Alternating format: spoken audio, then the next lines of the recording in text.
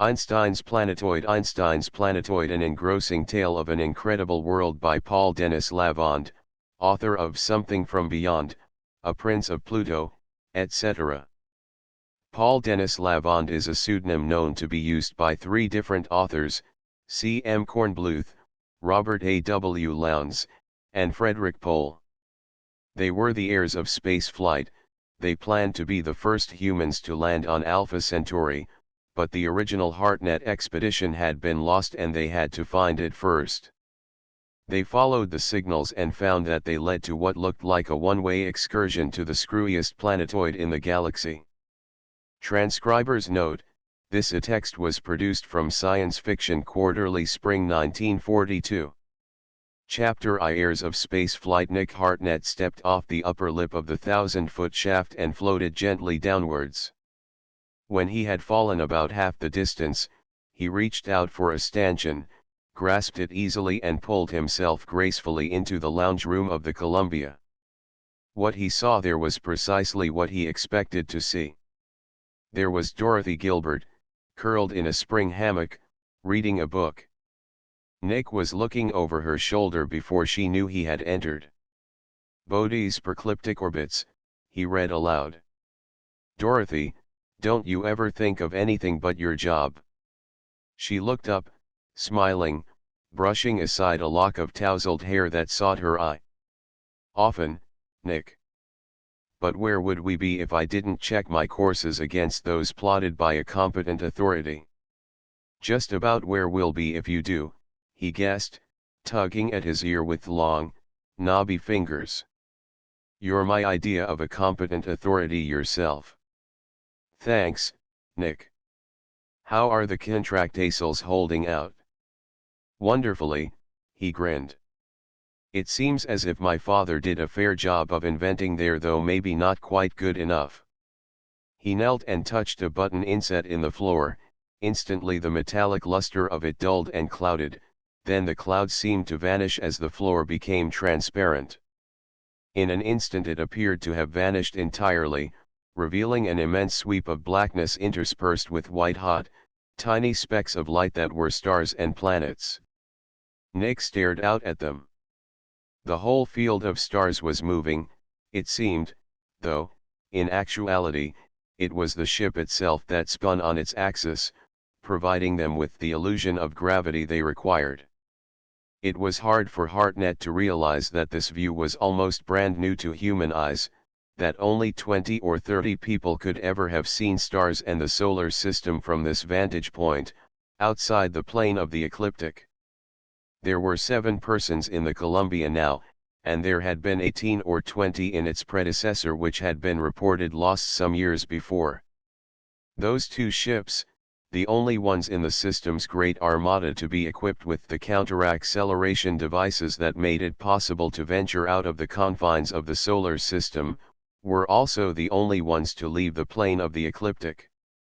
"Where's Earth?" Nick asked absently without looking up.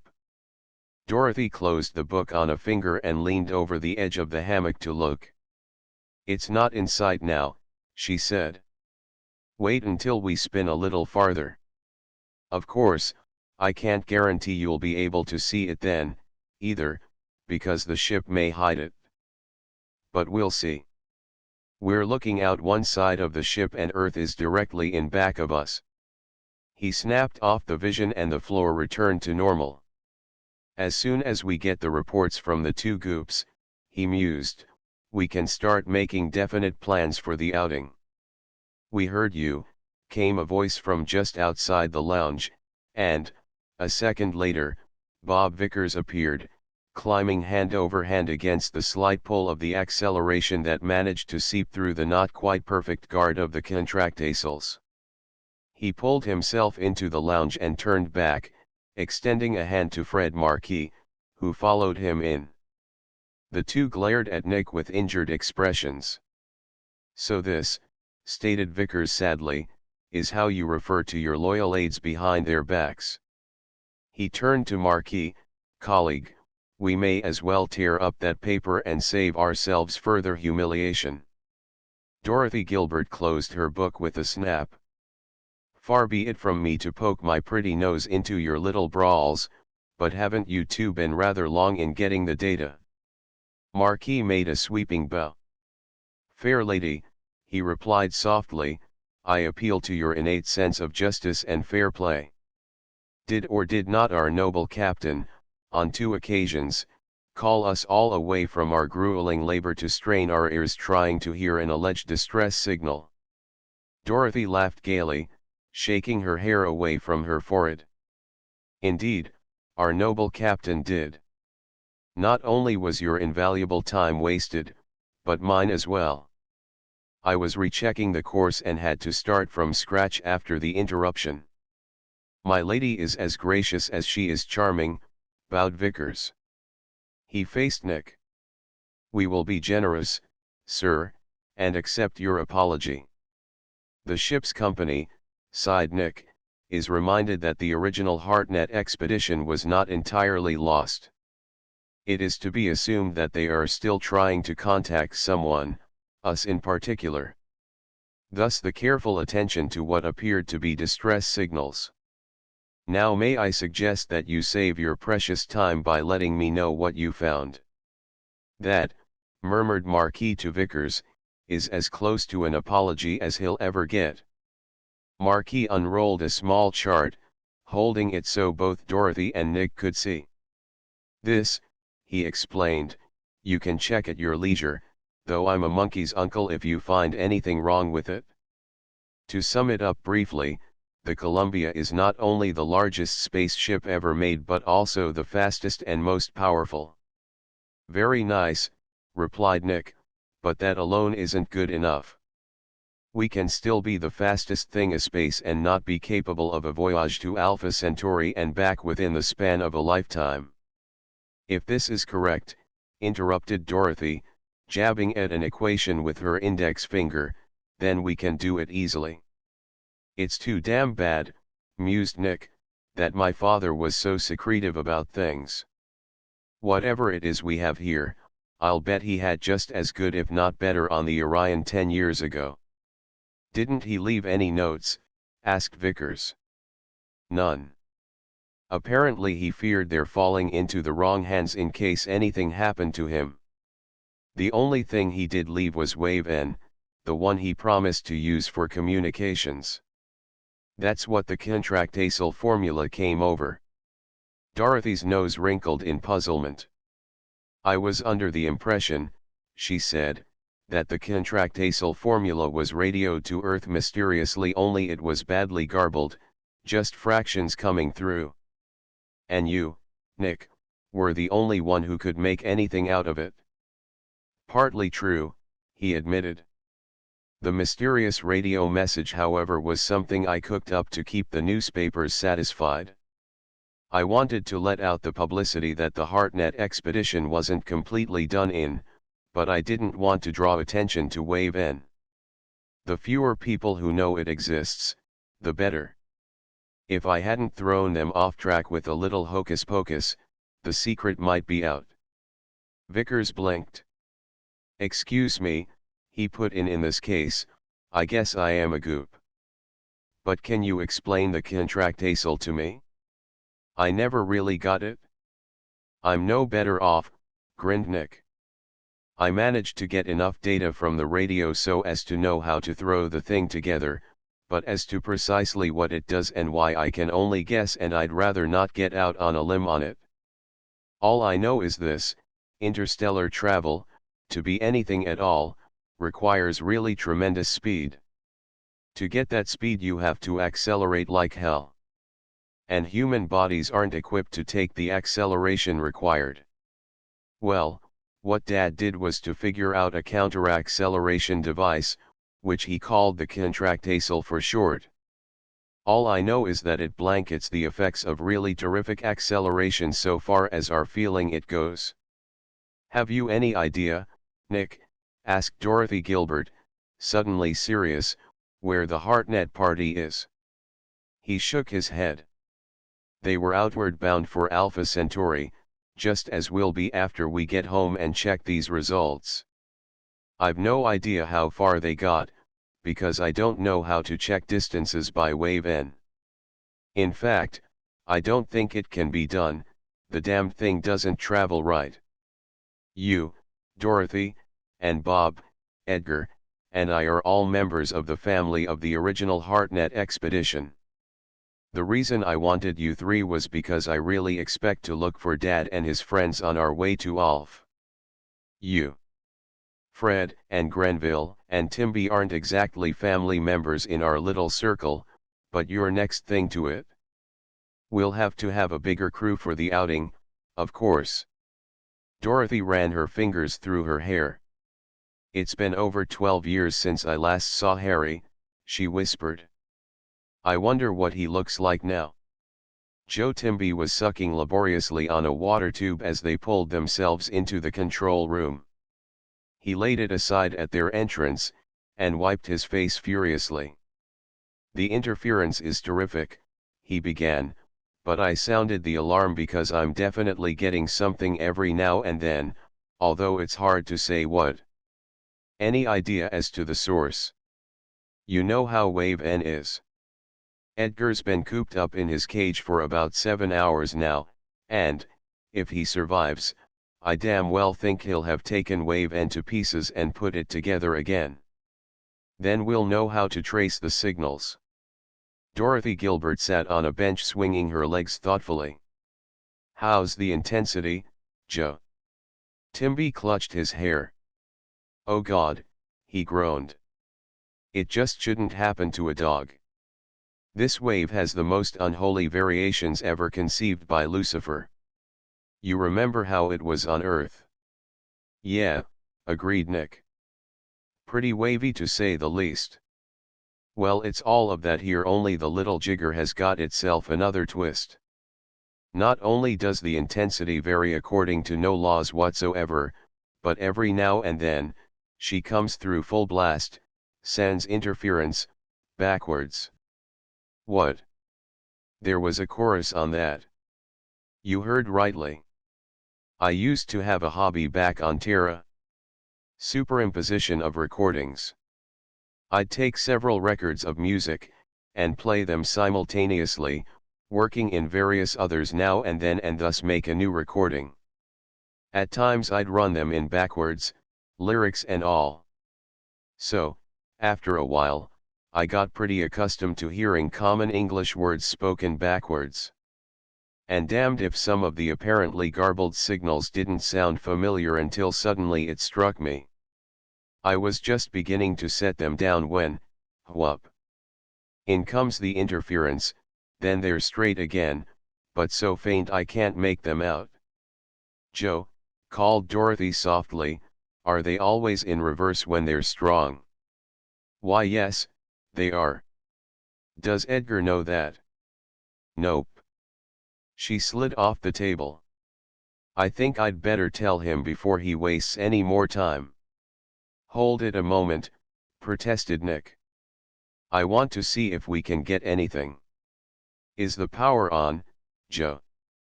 Yeah. Apparently they stopped just an instant after I rang you.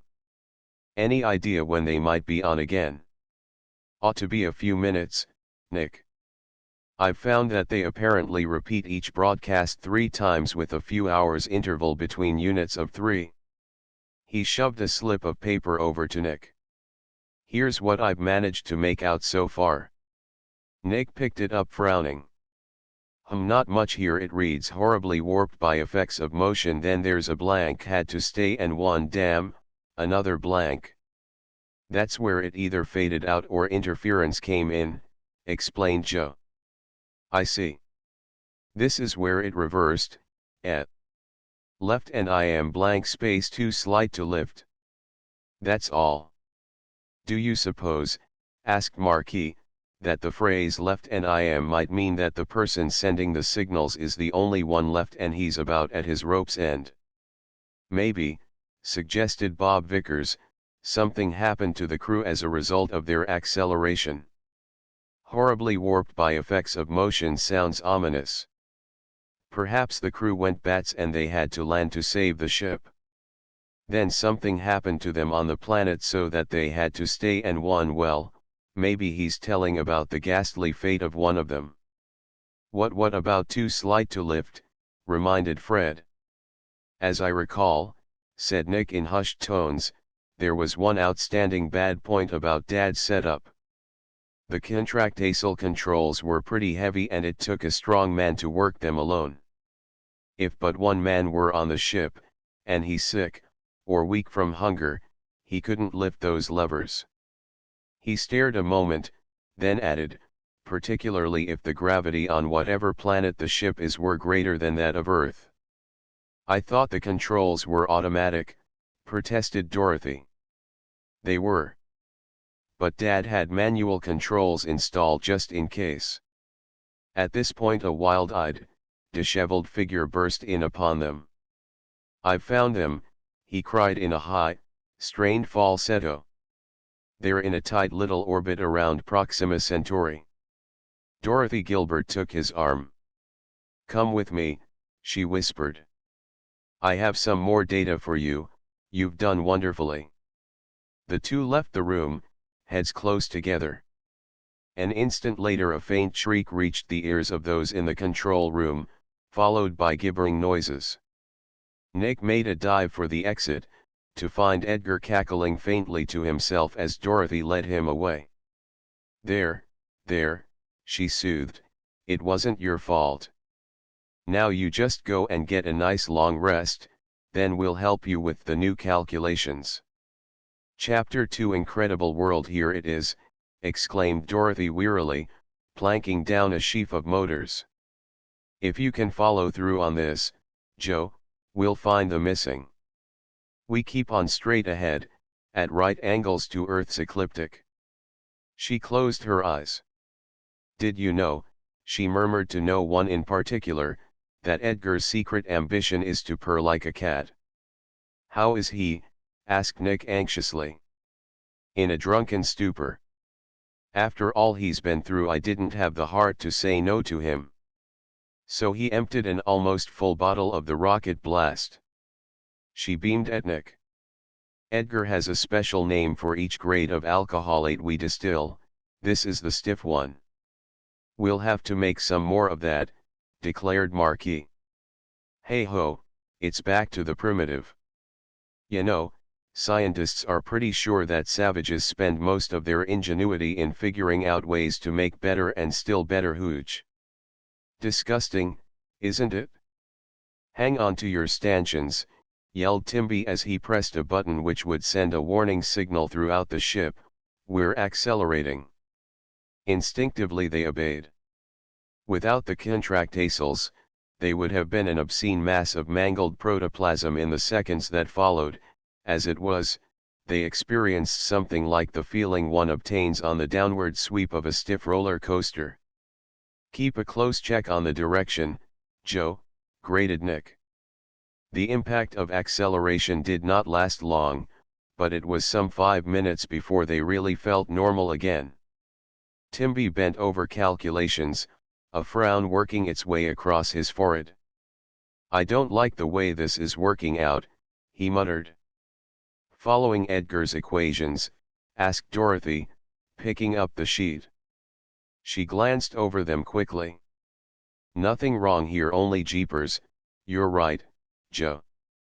Stop the bus, quick." "What's wrong?" demanded Nick. "Nothing except that we've passed them.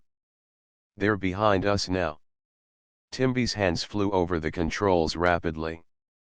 "Someday, after the contractile principle has really been perfected, we're going to have ships that are practically without inertia so long as the power's on.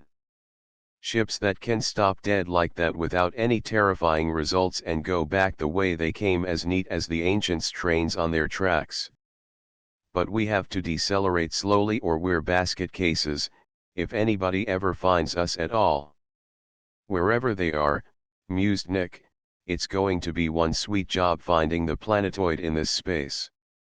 It'll be practically invisible because of the distance from the sun. We may go by it a couple of times." He jabbed a call button sharply, then spoke into a mic. "Grenville? What's doing? Oh, you are. He turned to the others. Our chemical engineer is turning his inventive genius to a superior blend of the rocket blast. How lovely. Noble pastime, put in Dorothy. The last batch was pretty raw. I think it would have dissolved my teeth if I hadn't swallowed it quickly. Listen, yelped Nick. Lay off the monkey business for a minute and attend. Hop down to the observation room and look for a small planetoid. I don't know, could be any port. Use maximum magnification because it may be small, big enough to hold a ship about this size perhaps. Possibly, quite probably dark. Signal us as soon as you see something. If he's been sampling his wares, he's likely to see anything, suggested Marquis. That being the case, replied Nick, you'd better go down and help him, all of you. It's a tough job for one man in any condition. Coming? Inquired Marquis of Dorothy. She shook her head. Yeah, he jibed. Captain's pet. Dorothy bit her lip. When I think that we almost went right by it without suspecting, almost missed it completely, I mean. Nick clasped her shoulder, his eyes fixed upon the almost invisible planetoid slowly growing before them. Were you and your brother very good friends? I scarcely knew him, she murmured. He ran away from home when I was 7 or 8, and we only saw him once in a while after that. I think it was nearly 6 years after he first hit out before he came back. He was mature then and I was just a silly adolescent, but I idolized him because he was so famous. He spent nearly a whole month with me with us, that is about 4 years before he signed up with your father. But all that seems unreal now. If he's still alive, I'll probably say hello, Harry, and kiss him with sisterly affection and be glad he's all right, but it won't really mean much. What about your father, Nick? He frowned. Dad and I were pretty close. Matter of fact, I never called him Dad until after he disappeared. It was always Steve. He preferred that, didn't like his own name, though I didn't know about it for a long time. I never could figure out the relationships between the other kids I knew and their parents. I always felt sorry for them. You see, Steve explained to me once, it's amazing that I got it the first time that father or dad or pop was something I'd better call him when other people were around just for the sake of appearances. And, when I was in school, why, he was my father. But when we were alone together or just the three of us, Steve, Mater, and I, we didn't have to be formal at all. We were always the best of friends. She drew closer to him. I'd like to meet Steve. He looked at her as if it were the first time they were meeting. Steve would like you, too, he replied. The alarm clanged for some time before they noticed it. Sorry, exclaimed Timby as he came into the room. We've spotted it. It's less than 500 miles in diameter. He eased himself into the control seat and started to shift them into the proper curve for landing. Fascinated, the three stared out the large port at the rapidly increasing globe before them. Unbroken in surface, it loomed before, a seemingly fantastic and impossible thing, a perfect sphere. Slowly, prodigiously slow, they approached, coasting gracefully, for inertia or no, there was still the great mass of the ship to take into consideration. There was something wrong about this somewhere then, suddenly, the same thought struck all three of them. It isn't a sphere, voiced Nick. It just looks that way because of its tremendous speed of rotation. Dorothy wheeled out the Z special camera and turned on the power, let it operate for a full minute. Quietly they waited for the automatic developing process, then cut the lights and flashed a projection on the panel in the rear of the room, which was ideally suitable for a motion picture screen. Eyes glued on the meters, Dorothy adapted the flow of film until the images of the planetoid on the panel corresponded to what they saw outside. What's the period of rotation? 100 per minute. That, to put it mildly, is fast. It must be extremely dense to hang together at all, and even then, made of ultra-cohesive matter. As Joe put it some time later, the business of landing on Hayster, as the planetoid came to be known, Marquis first dubbed it that after some legendary, elemental wind being. They found out later that Hayster wasn't really the being Fred had in mind, but it stuck nonetheless, was roughly analogous to that of a fly lighting on a spinning top.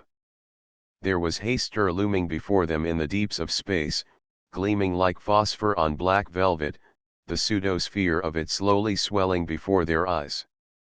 And there was the Columbia, a great overgrown cylinder with a turret in the middle, a turret that completely encircled her, because she spun, too, albeit slowly in comparison to the planetoid gently curving in to try to light upon the little world's surface. What happened? They should have known, but they didn't. The Columbia swooped down upon Hayster, like the proverbial falcon upon its prey. Only it wasn't as simple as that, because the ship touched the outer fringe of that terrifically accelerated rotating atmosphere and bounced off, ricocheted much like a smooth stone splatting across the surface of water. They weren't ready for that splat. It took them unaware and tumbled them all head over. Luck was with them and no one slammed into anything sharp or deadly hard. Dorothy nursed Nick's bloody nose and a cut over Marquis' eye which just missed being serious. The second time they tried it, it was with less ela and more caution. They figured that if they could cut in at a point, cut in at an angle so close to zero that they were virtually parallel to it, slip in like a hypodermic with the grain, so to speak, they might be able to make it. It was a nice idea, but it didn't work. They were knocked away again. Only this time all hands were prepared and no casualties followed. At about then Edgar staggered in, wanting to know what was. Briefly they told him. Edgar was amazed. He stood there gaping at them, he said, their innocence. Then he raised his hands. "Friends," quoth Edgar, "like little children shall I lead you. Land at the pole." They made it. "It's odd, isn't it?" mused Dorothy as Nick helped her up an escarpment. "What's odd?" Edgar wanted to know. "That, despite the terrific rotation of Hayster, we just don't notice it now that we're here. I know why, of course. Sheer relativity. But it's still odd, no matter how well you explain it." "I know," mused Edgar. "The most common way is that of picturing a caterpillar crawling down the vane of a fan toward the center. The fan is rotating at terrific speed, the fan is on an express liner which is zipping through Earth's stratosphere like nobody's business, the stratosphere is following Earth's rotation, and so on. Yet our caterpillar isn't conscious of any motion save his own." They stood silent for a moment, surveying the scene before them. Curving horizons could be seen on all sides, the uneven terrain before them now and then pierced by upcroppings of rock. Or perhaps metals. Above them no sky but space, dotted with luminaries. Far away a splotch of brightness, their sun. A world of twilight, this was. Behind them lay their ship, a faintly gleaming cylinder, badly scraped and somewhat battered from landing. They'd prepared a sort of berth by splashing the terrain before them with blasts from the emergency rocket tubes, fore and aft, but the landing had still been rough, not the kind which would leave a ship in full dress paint. Somewhere before them, precisely how far they could not know, was the lost Orion. "I think," mused Nick, "that the reason for the odd feeling is that we are so vitally aware of the planet's rotation. After all, Earth is no laggard, either, but it's so damned big in comparison to this, and so few people, relatively, have been off it as yet. What I mean is, if your knowledge of Hayster's rotation were strictly theoretical, or if you hadn't seen it from space, the whole thing wouldn't appear to you as it does now. The going was just a trifle more difficult than covering rocky ground would have been on Earth. Vickers had figured Hayster's gravity as 125% that of Earth. "Hold it," called out Edgar, punctuating the exclamation by easing himself onto the asteroid's surface. "Does anyone know where we're going?" "We're off to find the Hartnets," said Dorothy. "How nice. And where, pray, may they be?" "Right here somewhere." "Lovely," drawled Edgar, "just lovely. Have any of you stopped to consider how many days and how many weary miles you can cover on this not as small as it looks world without finding anything at all except blisters?" "We tried to contact them," cut in Nick, "but not a peep out of the radio at all. The thing just went dead. I'll have to admit," continued Edgar, "that at the very moment I can't think of any better procedure than just striking out in any direction at once. But I rest assured that there is a better way. Therefore, I move that we take it easy until we find one." "We could use the ship," said Dorothy. "Inadvisable," objected Nick. "Something tells me we are going to have trouble getting away from this little fiend of a planetoid." "How about rocket cameras?" cut in Dorothy. "Huh. I can make them. We'll use just enough fuel to send them up half a mile or so. They'll take pictures, then glide down. We'll keep an eye on them and see where they land. Edgar will also take calculations while they're up. They'll be sort of periscopic photos. Of course we'll get our ship, but we may spot the other one." Nick tapped the rocky surface, pondering. "Only thing wrong with that is, why didn't we see the ship on the way down?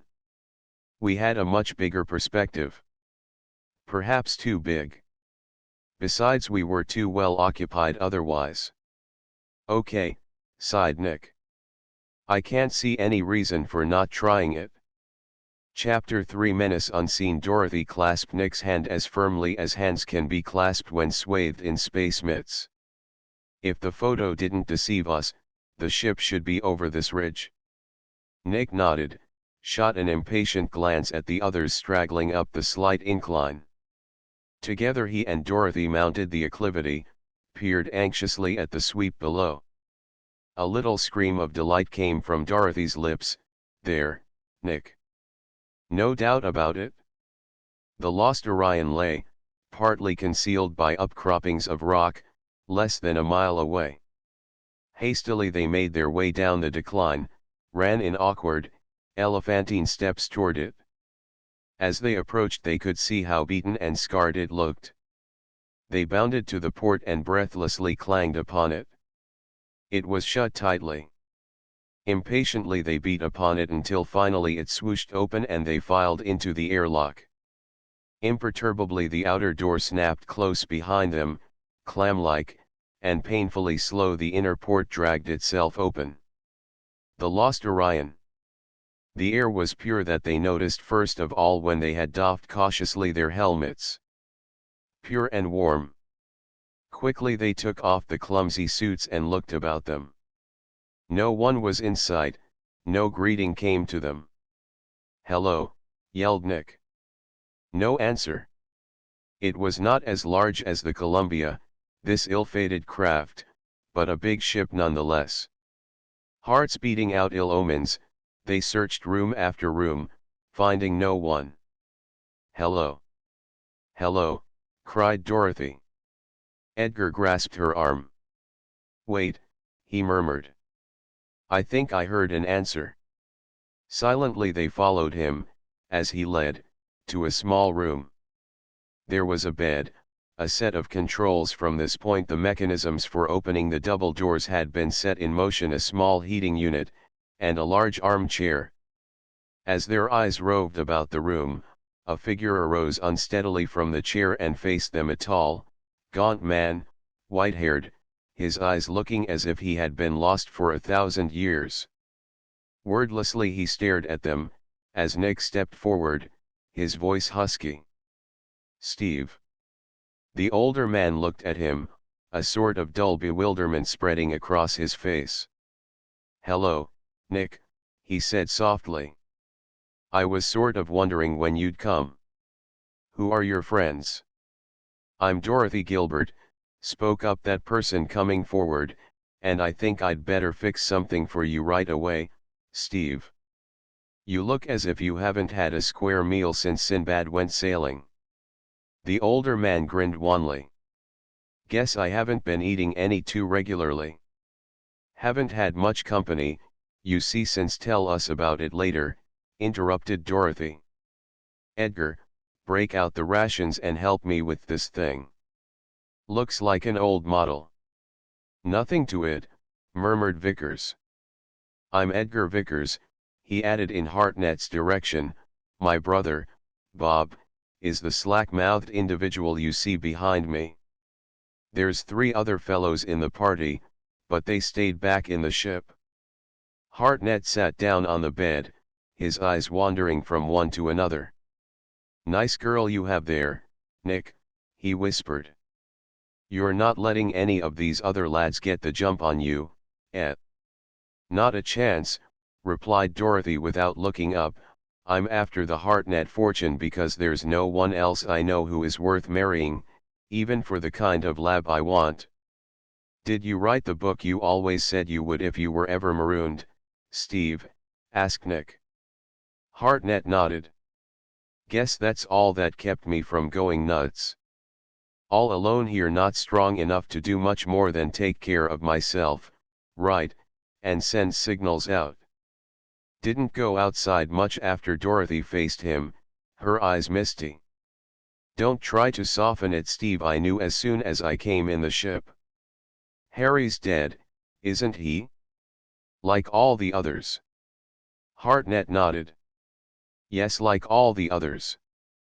"There's not much to tell," said Hartnett slowly, after the meal had been finished. "We started out in the Orion much the same as you did in the Columbia, tested the contractacles and decided everything was all right. We noticed this little world here and landed to investigate. Only we couldn't get off. We'd been going virtually at the speed of light, and that warped the fourth-dimensional fields which were a basic part of the contractacles. We found that the only way we had of getting off this planetoid was by rockets, and rockets weren't enough. We just slid along the surface, battered up the ship, then stopped. Then we began to find out things about this world. Some of them were interesting, and some." He broke off suddenly. "Nick, you or none of your party have been out without full suits, have you?" Nick shook his head. "Good. Don't. This little world is full of radiations, a good deal of which are undetectable, but nasty nonetheless. 7 of our party succumbed before we suspected anything was wrong, and 5 more died within the next fortnight from perfectly innocent things which must have acted as catalysts. So far as we know, an ordinary suit is protection, but we can't be sure." "What happened to the others?" asked Bob Vickers. Hartnett was silent for a moment. "When we landed, one of the rocket fuel tanks was ruptured. Not broken open, just cracked enough to let the stuff vaporize and escape. It started to flood the ship gradually, before we found out. We drew lots to see who would seal off the rooms where it had already penetrated, knowing that the chances were 100 to 1 that everyone who went would be blown up. It was a suicide job, but those suicides could keep the entire ship from being blasted to free electrons. They did. If you'd come from the other side, you'd have seen the great gaping crater and the hole in the ship." "I don't understand," started Dorothy. "I do," spoke up Nick. "When the Orion left, the only rocket fuel which was any good was Hert-7. It had one fault, however. Let any atmosphere get at it and it would vaporize and seep through practically every known substance, except wax. And that vapor was about 10 times as touchy as nitro. When it went off, you had a terrific explosion. What these fellows did, I take it, Steve, was to seal off the sections from the outside, leaving plenty of room for the vapor to explode, perhaps calculating on its drawing closer while they were at work. Then, they went to work on padding so that the concussion wouldn't completely wreck the ship. Their only chance of escape was completing the job and getting off before the stuff lit up. And working around it was almost a positive guarantee of setting it off. Hartnett nodded. That's just about what happened. 3 men were on the job of sealing off. That was the sure death assignment, because they would have to be practically entombed inside. 5 others were on the padding job. They had a chance of not being smashed to pieces by the concussion if the blow held off long enough. But it didn't, not quite long enough. They managed to get their work almost finished. It was just the sheerest luck that the thing didn't fill the entire ship, or go off before some of us were out of the way. That was when we didn't all wait to put on full suits and it seemed all right outside. Well, the radiation got the ones who survived the blast. He buried his face in his hands. It seems as if it happened 10 years ago at times, then I feel, sometimes, as if it had happened yesterday. Dorothy slipped her arm around him. It wasn't your fault. Come, tell us more about the things you found out about this planetoid. He raised his head, brow wrinkled in concentration. There's an odd effect at the horizon, maybe you haven't noticed it yet, Ed. The equator of the world seems to be moving, flowing along the ground. Yo, exclaimed Edgar. Lawrence Fitzgerald stuff. Huh. Simple, he went on. The speed of rotation of this planetoid at the equator approaches the speed of light, believe it or not. So the equator contracts. Its diameter remains the same, mind you, since it isn't moving along the line of the diameter, but the circumference grows smaller. And that, my friends, he concluded, makes the mathematical pi a variable so far as Haister is concerned. Geometry on this planet must be hot stuff, a veritable purgatory for mathematicians. How the devil did you figure all that out? Exclaimed Hartnett, a note of awed admiration in his voice. Edgar grinned. I'm not staking my life on it, he said, but it's the only explanation I can think of for the phenomenon you described. Well, you may be right, and then again. The important thing, now, is to get off Haister. These radiations are what got most of us. Doesn't make too much difference with me, because I'm old. But I'm assuming, he looked at Dorothy and Nick, that you two will be wanting to pair off pretty soon. And I don't think Dorothy would care to start knitting little sweaters with holes for 3 heads in them after she'd had X-rays taken. We'll get off, declared Nick. Our rockets are powerful enough, I think. We'll take what we can from the Orion, and I suspect that you and your book, Steve, will be all then scram away from here fast. He clasped Dorothy's hand. I only want a hole for 1 head in that little sweater. Joe Timby turned to Hartnett and Nick with a despairing gesture. See? All we do is slide along the ground. I've given her the best blasts we have, and there's the result. A good thing they've found a new kind of rocket fuel in these last years. When Dorothy came in, Nick gripped her hands and clung to her. There was no need for words. Silently they looked out of the port onto the scene of their prison, grey twilight world with its sky of starlit black. Finally he straightened up, reached out and pressed the call button which would summon all hands to the control room. There is nothing wrong with the rocket tubes, or the fuel, he said softly when all had come. Everything is working as it should work. Our rockets just aren't strong enough to get us off. But the contractiles, burst out Marquis bewilderedly. Hartnett shook his head. No good here. Bob Vickers went over to the window and looked out, staring at the landscape as if there lay an answer to their problem. Edgar, he called after a moment, are you sure about what you said about the equator? No guarantees, but it could very easily be that way. Then might an object at the equator be thrown off the planet by centrifugal force? Edgar turned to Nick. It might, matter of fact, it should. Hartnett bit his lips. It's a long chance, he said, but still a chance. If the ship will hold together under the terrific punishment it would have to take, sliding along the ground on our rocket blasts, then we may be able to do it. Okay, declared Nick. Everybody get into spacesuits, make sure the air-making apparatus is in order, and take your stations. We've got to have lookouts covering all sectors to spot any possible punctures of the hull. As soon as everybody's checked from their posts, Joe, let her rip. Chapter 4 Ordeal. They clung to the stanchions, watching the rocky surface of Hayster lurch by them, even in the protection of their suits horribly jolted by the choppy acceleration. They clung wondering how long the Columbia would stand up under a type of punishment for which it had never been designed. Something's wrong, complained Timby. The fire should take place so that, to my limited senses, it seems continuous. It isn't doing that at all. He pressed a button. I can sense a distinct interval between the release of the firing apparatus and the explosion, and another interval before the reaction shoves us ahead.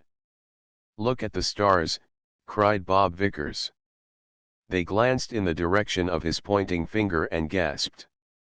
Above them in the inky blackness were no longer the tiny pinpoints that they had been seeing so far, they had become huge globes of multicolored light. And there was one immense thing which visibly swam in the ether. But it was more than just that.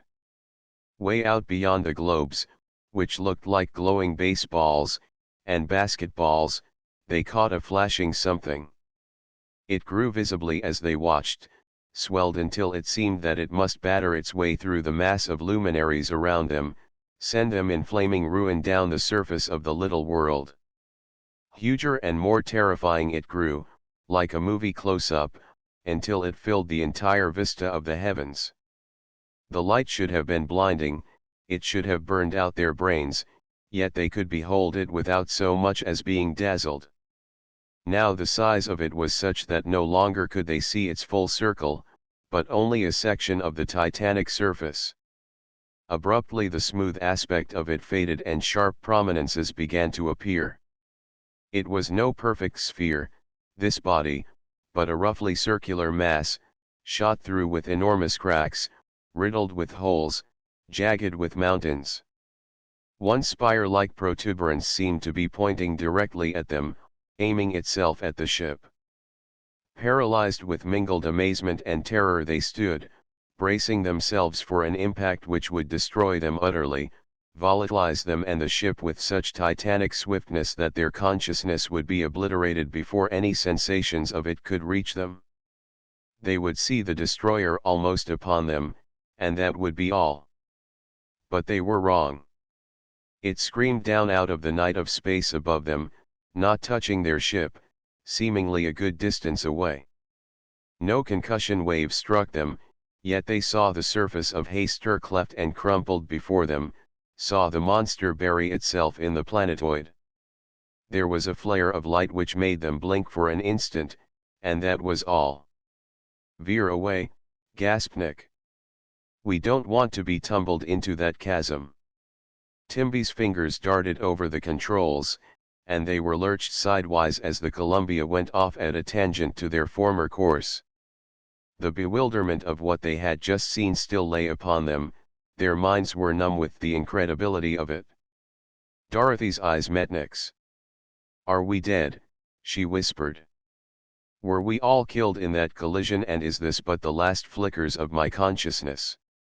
I was wondering that, too, came Nick's voice over the space phones. But it couldn't be so if it occurred to you, too. There's some simple explanation for all this, but for the life of me, I can't think what it is. Oh, said Timby. More fireworks. Before them loomed a vast cliff wall, so high that they could not see its top. It had not been there an instant before. Somehow, they could not feel the horror of a few moments back, yet they braced themselves again for a shock. A sudden jolt wrenched them away from the stanchions. The ship came to a stop as a warning light flickered ominously on the control board. Yet, as they picked themselves up, the cliff had disappeared, it was not behind them, and before them stretched the familiar surface of Hastur, above them the velvet of space, flecked with pinpricks of light. "A puncture," cried Nick. He grabbed the speaker. "Nick," came the voice of Marquis. "There's a hole about the size of a soup plate in Sector 7. Don't worry, we'll be sealing it off directly, and we've locked it off.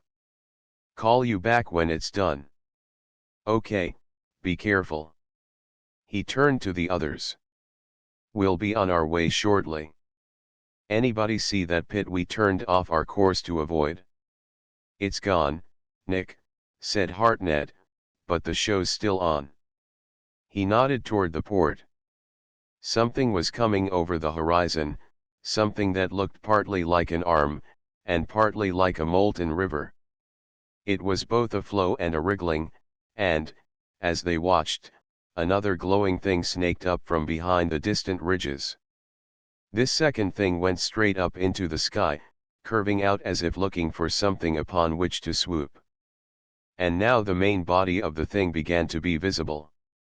It was vaguely conical, with the apex inverted, the arms of it issuing forth from the sides. A single glowing eye bulged from the top. "It looks nasty," said Nick, "but I don't think it's very powerful." "It might bang us up a bit, though," added Timby. "The beastie is after something. Look at the way those three arms are swishing around." The thing was virtually monochrome except for the jet black of the single eye. The arms were flailing in the general direction of the ship, coming closer with each cast. But apparently it had not reached them yet. "Do you suppose it can't see well?" asked Dorothy. Before anyone could answer her, the creature had already acted. For caught now in one of the brilliant arms was a flattish many-legged thing, looking more like a centipede than anything else. It had a barbed tail like a scorpion, and was writhing and trying to spear the other desperately. But the hunter had calculated well and encircled its prey in such a manner that the barb could not reach it. Closer to the brilliant body the struggling thing was borne, then a slit appeared in the side of the victor, and a deep red orifice grew. The flattish creature was popped into this, the cavity closed with a snap, and again the shell of brilliant cone thing seemed to be unbroken. Caught in the brilliant arms was a flattish thing that looked more like a centipede than anything else. "Nice fauna here," remarked Nick. "Did your party ever meet up with that beauty?" Hartnett grinned. "In a way. But watch closely, now. There's more to come." The bright cone rested motionless on the ridge, two of its three arms lying motionless. They couldn't see the third, but supposed that it, too, was at rest. Unwinking, the huge eyes stared apparently upward. But off in another direction what looked like a cloud was approaching. It drifted easily, dropping to the surface now and then and lazing along for a while, then rising up again. The size of it made them gasp. It seemed to be larger than the Columbia. Now the cone thing was aware of its approach and the bright arms was in play again. Like a fisherman casting after trout, the arms threw out. The cloud came on until it hovered over the cone creature, then suddenly it dropped down enveloping it. An instant later it rose and the cone creature was gone, the whitish cloud started to drift away. But something was wrong. It didn't move as easily as it had done before, it lurched in a distressed manner. "What's wrong with it?" murmured Nick. "Look, it's changing color," cried Dorothy. A rusty stain had suddenly appeared in the cloud. Before their eyes it grew rapidly, the core of it an angry red, the spreading stain rust. The cloud thing rose up slowly, but the red spot grew. And as they watched, a bulge appeared in the red, grew like a blister and finally burst. From the cavity the brilliant arms of the cone thing appeared, followed by the rest of the creature. It lingered in the opening as the stricken cloud sank slowly to the surface of the planetoid. Now the red stain had almost completely blotted out the normal white of the cloud, and they saw that the thing was beginning to crumble where the cone creature had emerged. It dissolved into a sort of dust, leaving the cone thing in much the same position it had been in before, with the single great eye staring up at the stars. "I'll be damned," murmured Nick. "It must have poisoned the cloud. But why did the cloud try to eat it, then? These creatures haven't any intelligence at all, apparently," explained Hartnett. "I've seen that happen any number of times. I'd say offhand that the cloud mass is attracted by something in the cone creature, perhaps that scorpion thing it just ate, because the clouds can envelope them without danger. But the cone creature is rather well developed, as you saw." The light on the control board winked. Timby picked up the phone. "It's Marquis," he said. "They've got the patch on the puncture and will be able to go ahead shortly." "Okay," said Nick. "Tell them to wink when all's ready." He turned to the others. "It doesn't look as if we'll make the equator." Hartnett smiled grimly. "Well, if we can't get off, we can at least gather some valuable data here on such things as the Doppler effect, the Lorentz-Fitzgerald contraction effect, the Einstein effect." "Hey," burst in Dorothy, "did you say Einstein?" "That's right. This will be the first opportunity anyone's ever had to get real observational data for primary sources. Wait a minute," she continued. "According to Einstein, there's an increase in mass with an increase in speed, isn't there?" "Correct, but why get so excited about it?" "Lots of reasons, Nick. We're dopes, that's why. There's no sense in our going to the equator. Our mass would be so terrific there that we could never get off. But, if there's a point where the centrifugal force will throw us off, it's between here and the equator." "She's right," screamed Edgar.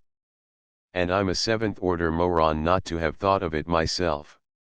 If such a point exists, we must be pretty close to it now." The light flickered again. "All set," said Joe. "Get ready, we're moving." Again they grasped the stanchions, their hearts hammering in hopeful anticipation. Now the effect that Timby had mentioned was painfully apparent. They saw him press the firing button, counted beneath their breath as they waited for the light which would indicate that the rocket had fired correctly. Ordinarily, that light flicked so soon after the button was pressed that it appeared simultaneous, then braced themselves for a spurt ahead. When it came, the scene outside had altered again. Now the entire topography of Hayster seemed to be a vast concavity, and they were climbing up the rim of the great cup. Ahead of them strange wrinkles appeared in the surface which became normal again as they approached nearer. Behind them, the planetoid had become an incline sloping down to the edge where the great globes of stars wheeled in the abyss. "Are we crazy, or is it Hayster?" burst out Bob Vickers. Hartnett smiled. "These distortions are purely illusionary. It's the effect of the rotation." Slowly, strangely slow, the Columbia dragged itself forward, sliding along the planetoid's surface, more fantastically distorted to their eyes every instant. Now it seemed to shrink before them until it appeared that the entire world was smaller than their ship, that the Columbia was balancing precariously on the ridiculous little globe of it, and the first spurt from the rockets would send them off into space. Then Hayster was an incredible long, winding ribbon, lined with impassable mountains on either side, and they must travel along the millions of miles of it, as on a runway, until at last they came to the rim. Then it was a geometrical nightmare, A riot of planes and angles which hurt their eyes to see, up from the surface reared hideously formed ridges and equally ghastly orifices yawned before them. And before them stretched leagues upon leagues of glassy surface.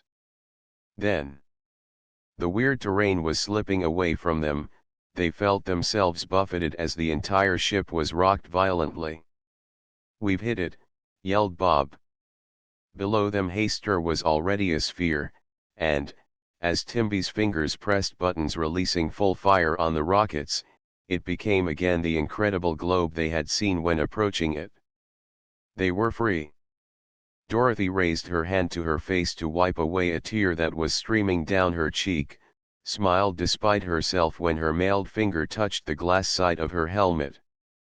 "Goodbye, Harry," she whispered. "We have here," declared Edgar, picking his nose, "a small list of the mysteries of Hayster.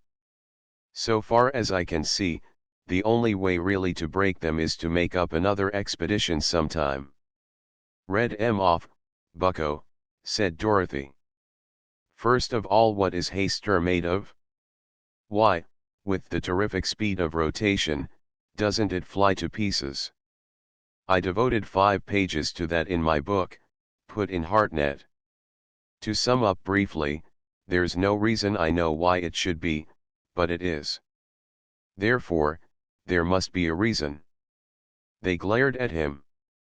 "Good way of wasting time," he protested. "Then," continued Edgar, "we have the matter of the reverse English radio reception. And I shall personally slay and dismember anyone who tries to pass it off merely as Einstein effect." He looked up. "Well?" Dorothy smiled. "We like living, Edgar." "Speaking of Einstein effect," broke in Hartnett, "I presume you realize by now that all the weird things we saw were enormously distorted. The stars, for example, were never actually closer. That was easy to realize, because no more than the customary amount of light was visible, and no gravitational eccentricities were noted." "What about the thing that nearly wiped us out?" asked Bob Vickers. "A meteor, and a very small one at that. It landed a little distance away from the ship. Had it hit us, it wouldn't have blotted us out, but could have caused considerable damage nonetheless." "And the creatures?" "Microscopic. Had we been able to move at the time, we could have plowed right through them. I've seen those illusions a number of times. We wasted quite a bit of ammunition on them before we got wise. And just imagine their consternation when they saw us, apparently microscopic, too, yet always out of grasp. That's why the cone creature was flailing away at nothing at all. It was trying to catch us." "Can you explain wave N?" burst in Edgar. "I have 7 pages on that in my book," smiled Hartnett. "Summed up, I say, wave N was discovered while we were looking for something else. We played around with it until it began to sit up and say uncle. We don't know from nothing about it." Nick puzzled. "What kind of a book is this, Steve?" Hartnett laughed. "A joke. A beautiful joke on the dear public. 300 pages of pompous drivel, harebrained speculations, pseudoscience, and what not. I made a solemn vow many years ago, Nick, that if I ever became an explorer, I would write a book to end all travel books, in retaliation for the ghastly piles of dung about which pedants rave so heartily and which are crammed down the throats of otherwise innocent schoolboys. Here on Hayster I had the time to do it, and it was a good way of keeping my spirits up. Oh yes, I worked on solid stuff, too, but that isn't for public consumption, too deep." "But seriously," broke in Edgar, "haven't you any idea as to the reason for the signals in reverse English?" "I don't want to be personally slain and dismembered, Edgar. That taboo explanation, very frankly, is the only one I've found so far. The signals were warped, unless you want something utterly fantastic like they're traveling around the universe, or being slipped through the continuum. What does that mean? Asked Dorothy. Nothing. It's a sort of gibberish which some people use to explain things otherwise inexplicable. He paused as the familiar figure of Grenville, wreathed with beatific smiles, entered the room. What's in the bottle? I have here, sighed the chemical engineer, the Ne Plus Ultra of our own private rocket blast. It's smooth. Yeah? What happened to your fingernails? I got hungry. Okay, if you don't trust me, I'll sample it first. He uncorked the bottle and took a mighty quaff of the curiously colored contents. If he starts rolling over on the floor, kicking feebly, we'll know that it's a good roach spray if nothing else, observed Edgar. Hayster was behind them now, soon the contractiles would be flashing them back to Earth. Dorothy drew close to Nick, glad that the cumbersome suits were no longer necessary. It would be a little blue sweater, she thought, just for luck. End of the Project Gutenberg ebook. Einstein's Planetoid updated editions will replace the previous one. The old editions will be renamed. Creating the works from print editions not protected by U.S. copyright law means that no one owns a United States copyright in these works, so the Foundation, and you, can copy and distribute it in the United States without permission and without paying copyright royalties. Special rules, set forth in the general terms of use part of this license, apply to copying and distributing Project Gutenberg trademark electronic works to protect the Project Gutenberg trademark concept and trademark. Project Gutenberg is a registered trademark, and may not be used if you charge for an ebook, except by following the terms of the trademark license, including paying royalties for use of the Project Gutenberg trademark. If you do not charge anything for copies of this ebook, complying with the trademark license is very easy. You may use this ebook for nearly any purpose such as creation of derivative works, reports, performances, and research. Project Gutenberg ebooks may be modified and printed and given away. You may do practically anything in the United States with ebooks not protected by U.S. copyright law. Redistribution is subject to the trademark license, especially commercial redistribution. Start, full license. The full Project Gutenberg license. Please read this before you distribute or use this work to protect the Project Gutenberg trademark mission of promoting the free distribution of electronic works, by using or distributing this work, or any other work associated in any way with the phrase Project Gutenberg. You agree to comply with all the terms of the full Project Gutenberg trademark license available with this file or online at www.gutenberg.org/license. Section 1. General Terms of Use and Redistributing Project Gutenberg Trademark Electronic Works 1.a. By reading or using any part of this Project Gutenberg trademark electronic work, you indicate that you have read, understand, agree to and accept all the terms of this license and intellectual property, trademark/copyright, agreement. If you do not agree to abide by all the terms of this agreement, you must cease using and return or destroy all copies of Project Gutenberg trademark electronic works in your possession. If you paid a fee for obtaining a copy of or access to a Project Gutenberg trademark electronic work and you do not agree to be bound by the terms of this agreement, you may obtain a refund from the person or entity to whom you paid the fee as set forth in paragraph 1.e.8. 1.b. Project Gutenberg is a registered trademark. It may only be used on or associated in any way with an electronic work by people who agree to be bound by the terms of this agreement. There are a few things that you can do with most Project Gutenberg trademark electronic works even without complying with the full terms of this agreement. See paragraph 1.c below. There are a lot of things you can do with Project Gutenberg trademark electronic works if you follow the terms of this agreement and help preserve free future access to Project Gutenberg trademark electronic works. See paragraph 1.e below. 1.c. The Project Gutenberg Literary Archive Foundation, The Foundation or PGLOF, owns a compilation copyright in the collection of Project Gutenberg trademark electronic works. Nearly all the individual works in the collection are in the public domain in the United States. If an individual work is unprotected by copyright law in the United States and you are located in the United States, we do not claim a right to prevent you from copying, distributing, performing, displaying, or creating derivative works based on the work as long as all references to Project Gutenberg are removed. Of course, we hope that you will support the Project Gutenberg trademark mission of promoting free access to electronic works by freely sharing Project Gutenberg trademark works in compliance with the terms of this agreement for keeping the Project Gutenberg trademark name associated with the work.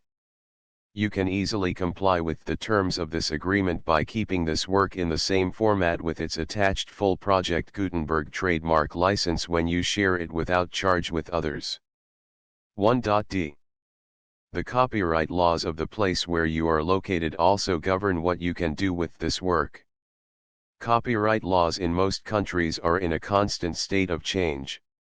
If you are outside the United States, check the laws of your country in addition to the terms of this agreement before downloading, copying, displaying, performing, distributing or creating derivative works based on this work or any other Project Gutenberg trademark work. The Foundation makes no representations concerning the copyright status of any work in any country other than the United States. 1.e Unless you have removed all references to Project Gutenberg, 1.e.1. The following sentence, with active links to, or other immediate access to, the full Project Gutenberg trademark license must appear prominently whenever any copy of a Project Gutenberg trademark work, any work on which the phrase Project Gutenberg appears, or with which the phrase Project Gutenberg is associated, is accessed, displayed, performed, viewed, copied or distributed. This ebook is for the use of anyone anywhere in the United States and most other parts of the world at no cost and with almost no restrictions whatsoever. You may copy it, give it away or reuse it under the terms of the Project Gutenberg license included with this ebook or online at www.gutenberg.org. If you are not located in the United States, you will have to check the laws of the country where you are located before using this ebook. 1.e.2. If an individual Project Gutenberg trademark electronic work is derived from texts not protected by U.S. copyright law, does not contain a notice indicating that it is posted with permission of the copyright holder, the work can be copied and distributed to anyone in the United States without paying any fees or charges. If you are redistributing or providing access to a work with the phrase Project Gutenberg associated with or appearing on the work, you must comply either with the requirements of paragraphs 1.e.1 through 1.e.7 or obtain permission for the use of the work and the Project Gutenberg trademark as set forth in paragraphs 1.e.8 or 1.e.9. 1.e.3.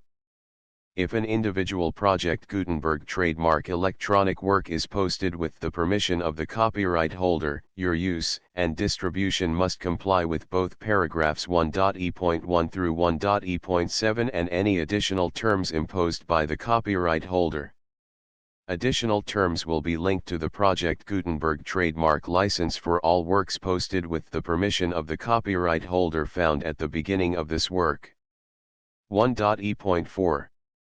Do not unlink or detach or remove the full Project Gutenberg trademark license terms from this work, or any files containing a part of this work or any other work associated with Project Gutenberg trademark. 1.e.5. Do not copy, display, perform, distribute or redistribute this electronic work, or any part of this electronic work, without prominently displaying the sentence set forth in paragraph 1.e.1 with active links or immediate access to the full terms of the Project Gutenberg trademark license. 1.e.6.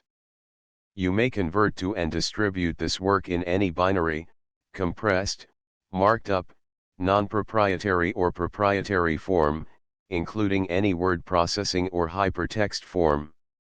However, if you provide access to or distribute copies of a Project Gutenberg trademark work in a format other than plain vanilla ASCII or other format used in the official version posted on the official Project Gutenberg trademark website, www.gutenberg.org, you must, at no additional cost, fee, or expense to the user, provide a copy, a means of exporting a copy, or a means of obtaining a copy upon request, of the work in its original plain vanilla ASCII or other form.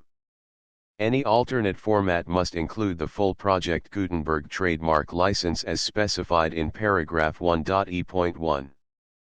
1.e.7. Do not charge a fee for access to, viewing, displaying, performing, copying or distributing any Project Gutenberg trademark works unless you comply with paragraph 1.e.8 or 1.e.9. 1.e.8. You may charge a reasonable fee for copies of or providing access to or distributing Project Gutenberg trademark electronic works provided that, you pay a royalty fee of 20% of the gross profits you derive from the use of Project Gutenberg trademark works calculated using the method you already use to calculate your applicable taxes. The fee is owed to the owner of the Project Gutenberg trademark, but he has agreed to donate royalties under this paragraph to the Project Gutenberg Literary Archive Foundation. Royalty payments must be paid within 60 days following each date on which you prepare, or are legally required to prepare, your periodic tax returns. Royalty payments should be clearly marked as such and sent to the Project Gutenberg Literary Archive Foundation at the address specified in Section 4, Information about donations to the Project Gutenberg Literary Archive Foundation. You provide a full refund of any money paid by a user who notifies you in writing, or by email, within 30 days of receipt that he does not agree to the terms of the full Project Gutenberg trademark license. You must require such a user to return or destroy all copies of the works possessed in a physical medium and discontinue all use of and all access to other copies of Project Gutenberg trademark works. You provide, in accordance with paragraph 1.f.3, a full refund of any money paid for a work or a replacement copy, if a defect in the electronic work is discovered and reported to you within 90 days of receipt of the work. You comply with all other terms of this agreement for free distribution of Project Gutenberg trademark works. 1.e.9. If you wish to charge a fee or distribute a Project Gutenberg trademark electronic work or group of works on different terms than are set forth in this agreement, you must obtain permission in writing from the Project Gutenberg Literary Archive Foundation, the manager of the Project Gutenberg trademark. Contact the Foundation as set forth in Section 3 below. 1.f.1.f.1. Project Gutenberg volunteers and employees expend considerable effort to identify, do copyright research on, transcribe and proofread works not protected by U.S. copyright law in creating the Project Gutenberg trademark collection. Despite these efforts, Project Gutenberg trademark electronic works, and the medium on which they may be stored, may contain defects, such as, but not limited to, incomplete, inaccurate or corrupt data, transcription errors, a copyright or other intellectual property infringement, a defective or damaged disk or other medium, a computer virus, or computer codes that damage or cannot be read by your equipment.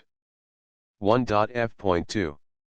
Limited warranty, disclaimer of damages, except for the right of replacement or refund described in paragraph 1.f.3, the Project Gutenberg Literary Archive Foundation, the owner of the Project Gutenberg trademark, and any other party distributing a Project Gutenberg trademark electronic work under this agreement, disclaim all liability to you for damages, costs, and expenses, including legal fees.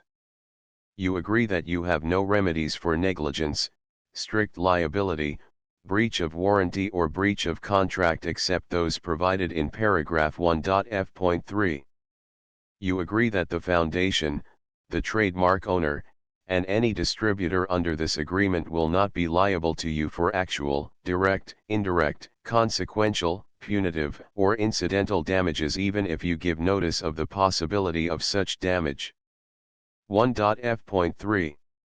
Limited right of replacement or refund. If you discover a defect in this electronic work within 90 days of receiving it, you can receive a refund of the money, if any, you paid for it by sending a written explanation to the person you received the work from. If you received the work on a physical medium, you must return the medium with your written explanation. The person or entity that provided you with the defective work may elect to provide a replacement copy in lieu of a refund. If you received the work electronically, the person or entity providing it to you may choose to give you a second opportunity to receive the work electronically in lieu of a refund. If the second copy is also defective, you may demand a refund in writing without further opportunities to fix the problem. 1.f.4. Except for the limited right of replacement or refund set forth in paragraph 1.f.3, this work is provided to you as is, with no other warranties of any kind, express or implied, including but not limited to warranties of merchantability or fitness for any purpose. 1.f.5. Some states do not allow disclaimers of certain implied warranties or the exclusion or limitation of certain types of damages. If any disclaimer or limitation set forth in this agreement violates the law of the state applicable to this agreement, the agreement shall be interpreted to make the maximum disclaimer or limitation permitted by the applicable state law. The invalidity or unenforceability of any provision of this agreement shall not void the remaining provisions. 1.f.6. Indemnity.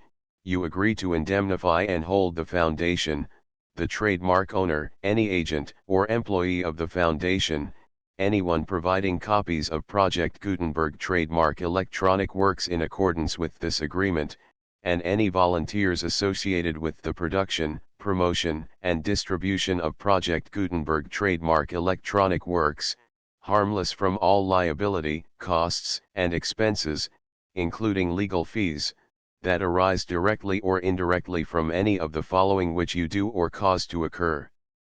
A. Distribution of this or any Project Gutenberg trademark work. B. Alteration, modification, or additions or deletions to any Project Gutenberg trademark work, and C. Any defect you cause. Section 2. Information about the mission of Project Gutenberg trademark. Project Gutenberg trademark is synonymous with the free distribution of electronic works in formats readable by the widest variety of computers including obsolete, old, middle-aged, and new computers. It exists because of the efforts of hundreds of volunteers and donations from people in all walks of life.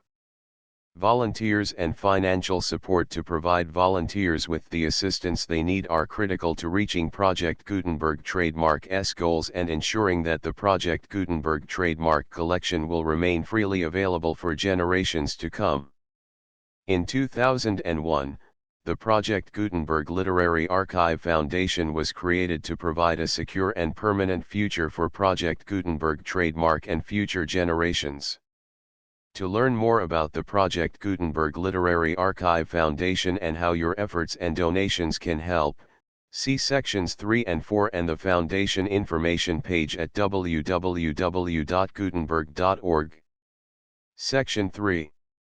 Information about the Project Gutenberg Literary Archive Foundation. The Project Gutenberg Literary Archive Foundation is a non-profit 501(c)(3) educational corporation organized under the laws of the state of Mississippi and granted tax-exempt status by the Internal Revenue Service.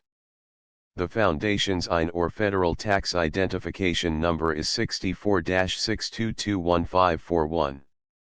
Contributions to the Project Gutenberg Literary Archive Foundation are tax-deductible to the full extent permitted by U.S. federal laws and your state's laws.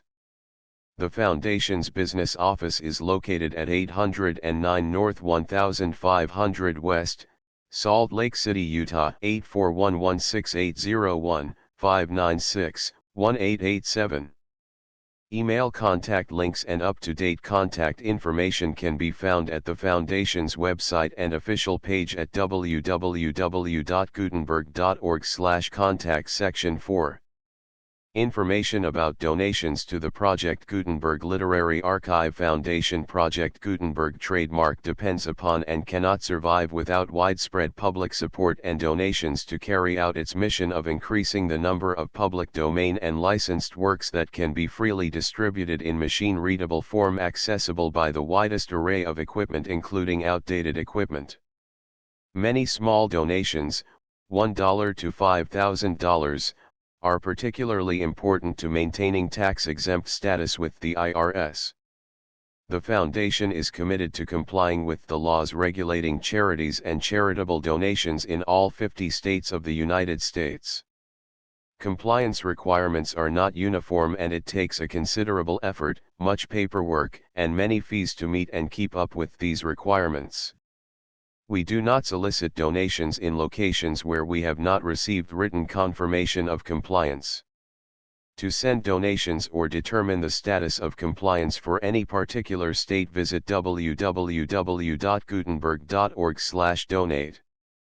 While we cannot and do not solicit contributions from states where we have not met the solicitation requirements, we know of no prohibition against accepting unsolicited donations from donors in such states who approach us with offers to donate.